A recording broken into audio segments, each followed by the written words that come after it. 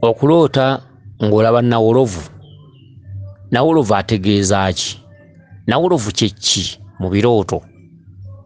Oba okuloota ng'otaasa abaana abalwana kye ki? Akati omukyalo ono yeddira mpologoma, era omukyalo ono asibukira ddala eri lwadda, olusozi olwo luli noza ku lw'Ematugga oba oyita Kawempe, era nga asibuka mu Ssebuganda Namuguzi. Akati mukazi gwe eyeddira empologoma era nga ab'empologoma baava Bunyoro, ogambye nti wafunye obubaka ng'olina omwana, naye omwana gwe wabadde olina wagenza okulaba ng'azannyisa Nawolovu. N'obuuza kitegeeza ki? Era ekirooto ekirala ng'obuuza ogambye nti oloota nnyo ng'otaasa abaana abalwana, n'ogamba nti nsaba kumanya na kutegeera ebintu ebyo bye biki ebineeyolekera mu birooto. Akati njagala otuule osimbe olukono tufuuke ng'ab'olugambo, olusimbe ndusimbe, byenkunyonnyola bw'obivaako ng'ogenda kuwanga tto. Akati nnyaba yeddira empologoma muzzukulu wa Ssebuganda era ng'osibuka lwadda. Okuloota ng'olina omwana ekyo kitundu kya bulongo. Omwana ng'azannyisa Nawolovu, ekintu kimu kyogera ebintu bibiri. Omwana gw'olina mulongo ne Nawolovu mulongo, kyokka omwana ne Nawolovu muntu sitiiru ali omu. Okitegedde? Oyo mulongo mayanja. Bamukulaze mu kitundu eky'ekisolo n'ekitundu eky'obuntu nti abalongo tubalabira mu makowe agawerako.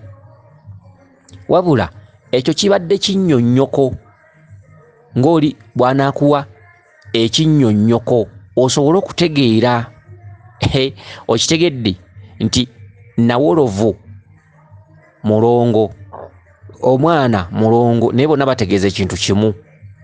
Era oyo omuntu ali omu, tebali babiri. Nga bonoga nti nkoowola abaana ab'obulenzi n'ab'obuwala, abaana batambulira mu nsolo, mu byewalula, mu biwuka, mu binyonyi. Okitegedde? Abalongo tubalabiramu ebitundutundu eby'okwekweka, gamba nga bw'onoolaba akanyenyenkule ku mmere ne bakugamba nti abo balongo. Kyokka ate basobola okweyolekera mu muntu, n'olaba omwana ng'ali ku mmere naye ng'ategeeza kiri kimu, akanyenyenkule. Era y'ensonga lwaki gwe bewalabanga ng'abantu ng'ajja kitammwe azadde abalongo, ate bwe batuuka okubayita nti babajja bweru, ate ogenda okulaba bateekawo omwalirira ate kujjako buwuka. Gwe n'otafunamu magezi. Omulokole atera okugamba nti kubira Mukama mu ngalo ez'amaanyi oba amagezi gazze. Okitegedde? Gwe ne bakunnyonnyola ekintu ng'ekyo n'osigala kyekimu. Laga nti kubira Mukama mu ngalo ez'amaanyi oba amagezi gazze. Akati nawe twagala kumanya amagezi gazze. Omanye ono omukazi mu kibiina yakoppanga bukoppi, kwetuuzatuuza n'abalenzi, ate nno nga myaka mimpi. Yatandika okwetuuzatuuza n'abalenzi n'okubaagala, ekibiina kyalindoza kya nassale. Okitegedde? Kale nno omukazi ono yalwangawo okukwata.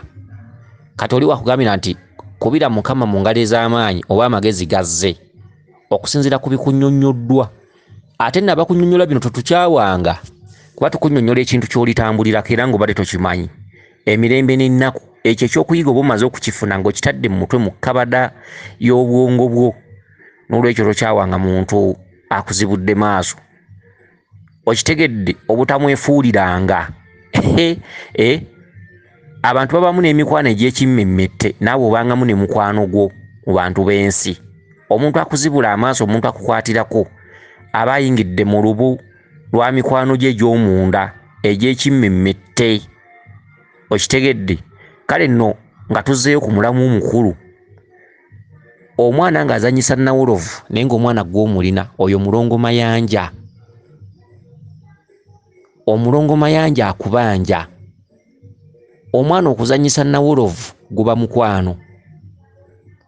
Bw'osanga omusajja azannyazannya n'omuwala oluusi aba alina kyamwagalako baba bamukwano baba benoonyako mukwano gunywere. Kakati akabonero omwana ono kakola Nawolovu ke kabonero akakubanjibwa. Omulongo Mayanja akubanja kubeera mukwano gwe, okumusuusuuta, okumubiibiita, okumulera, okitegedde, okumuweeka, okuyita naye amanye nti oli maama, okitegedde, nga bw'olabye bw'olina omwana ono Nawolovu eri kyekugamba. Kyokka ono omwana akukuba bukubi mweso nti ky'olaba nkola kye twagala okole. Bw'osanga omusajja azanyiikiriza omuwala aba alina ky'ayagala, okitegedde, era wakati awo kasita bakwatagana ogenda okulaba nga bafuuse ba mukwano, era ogenda okulaba nga beesemberera nga omanya nti bafuuse omuntu omu. Okuzanyiikiriza guba mukwano, okubiibiita omulala guba mukwano, okuteekawo enkolagana n'oluganda.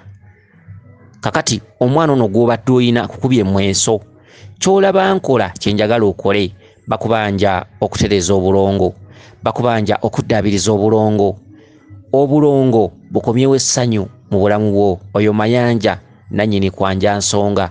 Omumayanja yagaba obwanjulukufu mu nsonga ze tutambuza. Mayanja yayanja ensonga.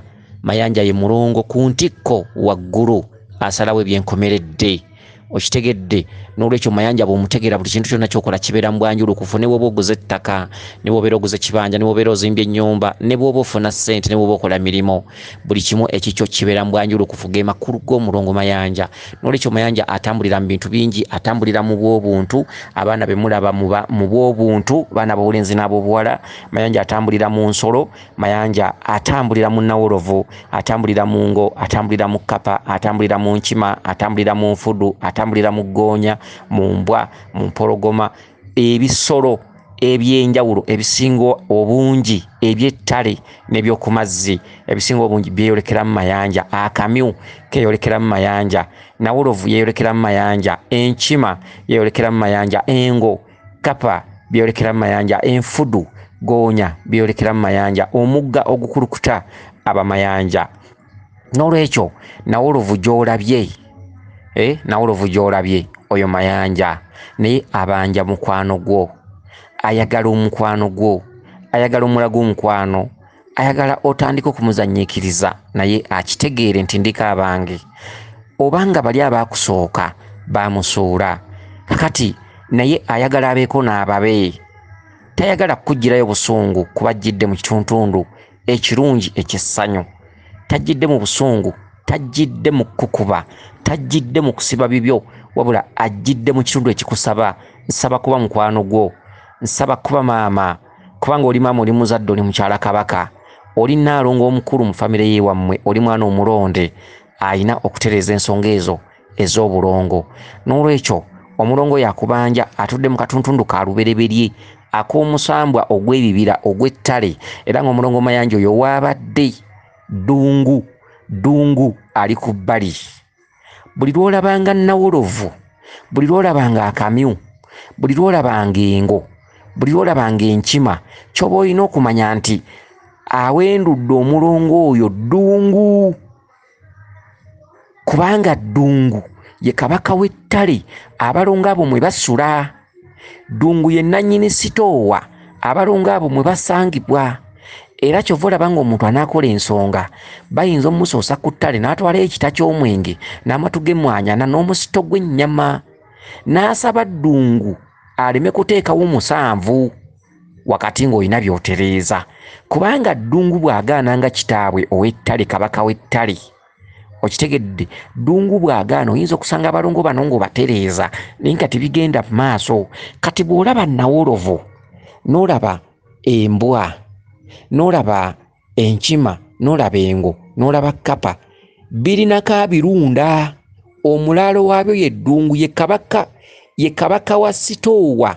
Ebintu ebyo gye bisangibwa, sitoowa ly'ettale, sitoowa bye bisaka, okitegedde, z'ensozi, ensiko, ettale, ebintu bimwe bisangibwa. Era abalongo abo kasita obala bumanya nti Ddungu waali ku bbali, okitegedde. Yalina ekkuumiro lyabwe. Era bwe tuba tusamirira lubaale tugamba nti ayi kabaka Ddungu w'ettale, tukusaba osumulula abalongo bonna abasigala ku ttale. Tosobola kusaba Mukasa, tosobola kusaba Bamweyana. Buli department eriko agifuga. Ebyaffe ebyagwa ku ttale, ebyaffe ebyasigala ku ttale, ejjembe lya jjajja eriri ku ttale, Lubaale ali ku ttale, emizimu egyagwa ku ttale, eyo department ya Ddungu. Tosobola gisaba Mukasa. Mukasa alina byasabibwa, ekitangaala n'okwerula n'okukoonamu stamp n'okuteeka ekitangaala mu nsonga zaffe mu bulamu bwaffe ne mu nsimbi n'okuteekamu omukisa n'obweza, eyo department ya Mukasa. Okitegedde, department y'okuyiggayiga ensimbi eyekwatagana n'Eddungu nekwatagana ne Bamweyana n'ekitongole ky'amayembe, ate department y'obukuumi n'okutulwanirira n'okutuyisa mu ntalo ez'enjawulo n'okutuwonya amalogo, ebikyamu, emisanvu mu kkubo, department eyo y'amayembe. Kale no buli musambwa gulina department yagwo era nga bwe gukikulira era nga teyingirirwamu mulala. Kati department ey'okusumululwa ebyaffe byasigala ku ttale ekwatagana na Ddungu. Kati oyo omulongo wa ttale naye mayanja. Okitegedde, n'olwekyo omulongo oyo nga bw'omulabye oyina okugabula ebintu bino wammanga. Oyina okugabula ebintu bino wammanga. Ye kaakati oba ate ali ludda wa kubanyiza omulagirira ebintu byange ne bifa ttogge. Okitegedde, oba ali ludda wa ono omwana alabika n'anaaba bunaayira. Kale ndibimulagirira olulala. Kubanga omukwano gwe bamubanja mulimu okubikka mayanja, mulimu okumugabula ebintu ebyenjawulo. Okitegedde, nga bwe twandibimumenyedde. Naye nga mayanja oyo wa lukalu, era nga bw'aba n'agabula mayanja oyo alina okuyitako mu bitundu bibiri, ettale n'ebifo ebirimu mayanja wakolebwa emikolo. Okitegedde, kyokka bamubanja okulera abaana, kyekitundu omwana ono kyabadde azannya ne munne. Ekyo nkivuddeko. Obubaka obwokubiri agambye nti ndoota nnyo nga ndaba abaana balwana naye nga mbataasa. Kituufu, abaana ne babeera nga balwana tufuna mirembe. Era ke katundu ke tusooseemu ak'okuzzaawo omukwano gwo wakati n'abaana abateesa tebayomba. Oli maama, oli mulonde ng'otuddemu ekitundu kya Maama Naalongo. Maama Naalongo azaala abaana n'ebyana. Maama Naalongo omwana taba mubi wuwe. Maama Naalongo asigala mulezi, asigala n'omukwano gw'abaana kubanga yaba abazaala. Ke katundu ke tuvaamu omwana ono omweso gw'abadde akulaga ng'azannyisa Nawolovu. Okitegedde, kakati ekitundu kino ekyokubiri otaasa nnyo abaana ng'osanze balwana. Kyekyo abaana baleme kwerumaaluma. Buli mwana muwe kyayagala. Buli mwana ayina kyasinziirako okubeera omukakamu nga talumbagana munne. Kizza yatulaga obusezi, kizza yatulaga abantu nga abasezi bakugoba. Kizza bw'anyiiga atandika okulya baana banne, oyo kizza kubanja okugabula amata, amagi, akanyama ng'okagabudde ku kitooke waggulu ku miziŋŋoonyo, wansi n'oteekawo amata n'amagi. Okitegedde, oba mu mbuga ye oba ewantu wonna wali ekitooke, oyo kizza n'omubikka. Ekitundu ekyokubiri abalongo abawansi abatambulira mu bwakitaka kya Nawansi omuli Munyeera, Bunyenyeekule, Bikennembi biki, okuyenga emigaati okugiteekamu sukaali n'okola ensaano y'emigaati n'oteekamu sukaali n'ogenda ng'ogabula abalongo ab'owansi. Okitegedde, abo nabo n'obagabula byabwe. Ekirala okugabula abalongo ba Kabaka Ndawula ebibala, obutunda, enanansi, fene, micungwa, ebikajjo, wotameroni, ebintu ebyenjawulo, abo nabo n'obagabula aba Kabaka Ndawula. Ekirala okugabula omulongo mayanja, gamba nga bw'onoteekawo amata n'amagi. Amagi stands for omulongo magobwe, kube wabeera kizza obe wabeera mayanja twabula magobwe, abo bayita babiri. Amagi, amata, ennyama yo waggulu ey'ensikya. Okitegedde, eri abalongo abatudde mu bwamayanja abataagula obutaaguzi, gamba nga kkapa, gamba ng'empologoma, engo, ebisolo ebifaanaganako bwe bityo.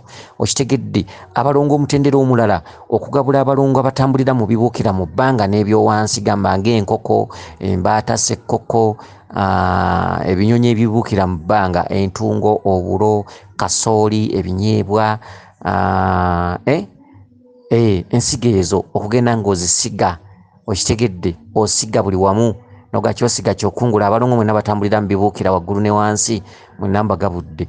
Ebintu ebyenjawulo bwe bityo kwe kutaasa abaana, okubabikka n'okubaagala n'okubalera n'okubawa ebyabwe. Kyokka okutaasa abaana kitundutundu ekyo kye njogeddeko just mwaliiro oguzzaawo Basseruganda mu baana, ekyo kye njogeddeko, naye ate oba tomaze bakubanja okutambuza omwaliiriro gwabwe ogugwo mwotudde ogw'amaama. Ekyo kye bayita lubaale atudde ku bulongo, ogwo gwe mwaliriro ogutwala ekiseera ekineneko nga wagenda mu lutabaalo. Okitegedde, okutaasa abaana. Okutaasa abaana abalongo bali batuddemu mmwe. Okutaasa abaana otaasa kikaakyo. Kyokka eri oyo ali kuyambako. Atali kuyambako talifuna mu by'olikola. Tolabanga muganda wo n'omulumirirwa nga tasimbye mu mugongo gwo. Tolabanga kitaawo n'omulumirirwa nga tasimbye mu mugongo gwo. Atali kuyamba alifa bibye. Kitaawo alitonda ebirwadde n'afa bubi bw'aliba takuyambyeko, takukwatiddeko, tasimbye mu mugongo gwo. Baganda bo basisita buubaani ne bw'oba olumirirwa otya tolifukamirira muganda wo n'afuna ssanyu n'afuna mirembe, okuggyako nga naye aggyeewo olubimbi lw'alina okuggyawo. Abantu bwe muzaalibwa buli muntu yatondebwako olubimbi lwe. Bw'olima obwomu ne bakulekerera era balifa babonaabona. Okitegedde, kyokka bw'ovaayo abakukwatirako ne bakusimba mu mugongo ne mutambuza mwenna ensonga bakifunamu. Kyokka bw'wabeerawo abakusanga oluvannyuma era batoba nnyo okutuukagana n'omutindo kw'oba otuuse. Ebintu ebimu bikwate bulungi. Bw'oba osamirira lubaale tosamirira kika. Okitegedde, wabula sitegeeza abalijja, ntegeeza abali mu mulembe gwo, mu mutendera gwo. Gamba nga baganda bo, bassenga bo, bakitaabo, toyina gw'osamirira. Okutereeza ekika oterereza abo bassaalumanya. Bw'obanga lubaala anaatereeza lubabanga lubaala abantu bo abooluganda baagala okutereera, baganda bo, bannyoko, bakitaabo, bassenga bo. Okuva lw'otandika lubaale mubeera mulina okuba mu ndowooza emu. Buli akwesamba yalimanya amafa ge, kubanga lubaale asasula. Okitegedde, lubaale asasula, ate lubaale agaba makisi. Lubaale atunuulira ani afuddeyo, ani azizzaawo ebyasoba, ani asobolodde lubaale, ani akozesezza entuuyo, ani atweweereddeyo, ani asazeewo okukola, ani asuddeyo gwa naggamba, mwena n'abawa makisi. Bw'abanga lubaale yali azze nga munyiivu nga mulina kufa bubi, abakisigalamu be bakifiiringa mu bukulu. Era totambulanga ng'obonaabona wekka mu nsozi mu mbiri ne bw'oba olizimalamu mwaka oba myezi 5 n'olowooza nti oli mu kukola muganda wange ali ekyaddondo eyawasa babeere bulungi bafune enjawulo mirimu gyabwe pe. Tebakulimbanga. Buli muntu ayina olubimbi olumubanjibwa era abantu abeesulika ne balekera bannaabwe ensonga. Ffe tusekerera basekerere. Agenda okuzuukuka nga n'ensonga nzibu era ogenda okukaa nga zimulemeredde. Okitegedde, n'olwekyo abantu bandibadde beekumaakuma wamu okutandikira wamu ensonga okuyambagana okwekwatirako. Oli ne waba asigadde waka naye nga muwuliziganya, oli ng'asobola okukuweerezayo omutwalo n'aggamba nti ekijjulo kye baasabye sisobodde kujja naye akasente kaako. Muba mu kintu kimu, muba mutereza lubaale. Tekitegeeza nti buli omu abeerewo, tekitegeeza nti buli omu azze.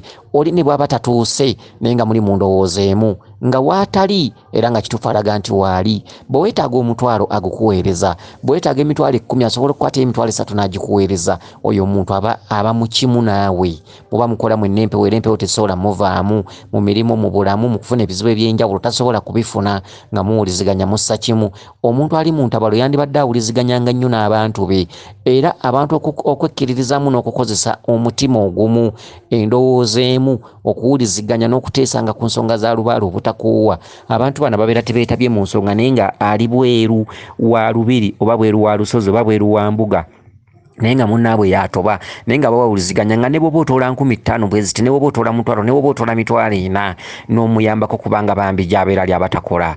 In fact muba mukolera wamu ensonga za lubaale era lubaale talema kusasula. Era olabiraawo ng'enjawulo ekyuka yokka, olabiraawo nga tewali kyokka, tewali kyosaba nnyo naye ogenda okulaba nga ofuna obusaasizi ogenda okulanga emirimu gikyuka buli kimu kikyuka kubanga olina okufuna ssente ziyimirizaawo munno oba banno. N'olwekyo abantu abagabira bannaabwe nga bali mu ntabaalo mukola kya ttendo. Abantu abagabira bannaabwe nga bali mu ntabaalo temusobola kufa kyenda, temusobola kufuna bizibu kyenda nga bwe mwandibadde mbifuna lumu kubanga mwenna mubeera mu ndowooza emu okukwataganira awamu n'okugamba nti Lubaale alina okuggwa, Lubaale alina okugenda mu maaso. Gwe abeera asigadde ebweru obeera mu kitundu kikozi kisakirizi, ate ono abeera ali mu ntabaalo abeera mu kitundu ekyawummuza wansi ebikola, emikono nga baagikwata n'amagulu baagakwata ng'atudde wamu takola talina anaamuwa. Kati omuntu yenna yeewaayo naawa n'asapootinga omuntu ali mu mbeera y'okubonaabona ey'obugigi aba wa muwendo nnyo eri Lubaale era Lubaale tasobola muvaamu. N'olwekyo tokolanga Lubaale ng'olowooza nti omuntu eyakwesambu olina ky'oyinza omukyusa. Tebakulimbanga. Omuntu ali eyo nga tawuliziganya naawe ng'okutoola ssente yo gikuwa ya bulumi nga tasobola gikuwa. Okitegedde tolowoozanga nti omusamirira. Amakulu ga Lubaale ono ow'olubereberye ow'obutonzi ono Lubaale abatwala mu ntabaala amakulu ge abantu abatudde ku mulembe gwo buli omu aba alina okulima. Okitegedde aba alina okulima. Ekirala Lubaale ono atunuulidde nnyo abaana bassaalumanya, abaana bava mu ntumbwe zammwe kababeere babo, abaabannyoko, abaana abato abajja. Kati bano abakulu abaliwo tabawa bya bwereere. Abakulu abaliwo buli omu alina okwetaba mu nsonga ezo atazeetabyemu y'alimanya. Okitegedde abakulu abaliwo si bo b'okolera.